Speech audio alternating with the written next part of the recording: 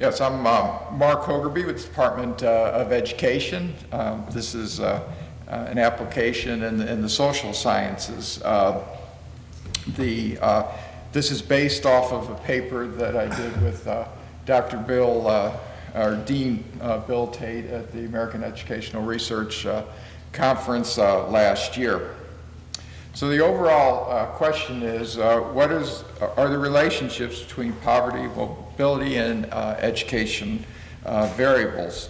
The common assumptions is that higher poverty is related to greater school mobility, higher dropout rate, lower graduation rates, lower attendance rates, and lower test scores. So we look at the relationships at the district level, school district level, using poverty measures, census poverty measures from the American Community Survey, and school poverty measures, which assessed by the percent of students on free reduced lunch in school districts.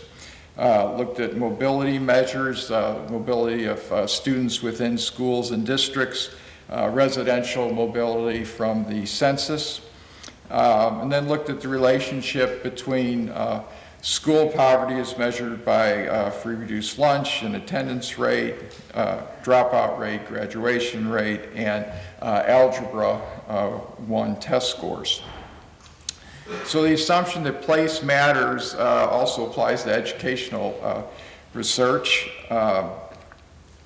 as it does in all the other disciplines, that local context is a complex blending of many factors that moderate variable relationships: social, educational, financial, political, as well as the built and physical environment. And all these factors come into play and make it difficult to specify a single model to specify variable relationships for every local context. So therefore it's important that the model building take location into account.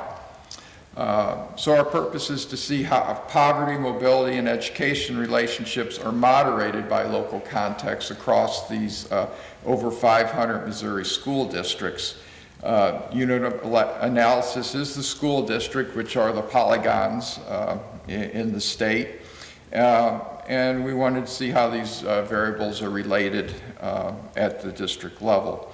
We use geographically weighted regression, which is designed to account for the spatial dependence in the data. That the assumption is that districts near each other are correlated, and therefore it develops a separate regression equation for each district.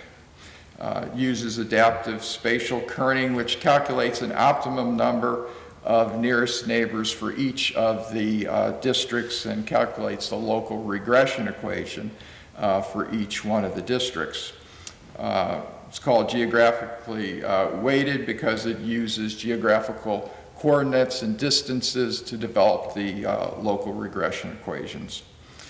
So in comparing, looking at the relationship between these variables with geographically weighted regression and ordinary least squares, find that taking local context into account with geographically weighted regression, the overall R-squares are much higher. Okay, so those are the blue bars, which in every case are quite a bit higher than the red bars, which are the R-squares from the OLS analysis. So in looking at this map, plots the local R-squares for the relationship between census poverty and school poverty. The dark areas are the higher R-squares, and they tend to be concentrated in the urban areas: St. Louis on the right, Kansas City, Columbia, Jefferson City, Springfield. So we get various clustering. This next series of graphs will just go through our maps real quickly. The dark blue are the statistically significant relationships across the state. This shows that higher poverty, census poverty is positively related to higher school poverty. This is Higher school poverty is related to greater student mobility in these areas. Higher census poverty, where it's related to residential mobility.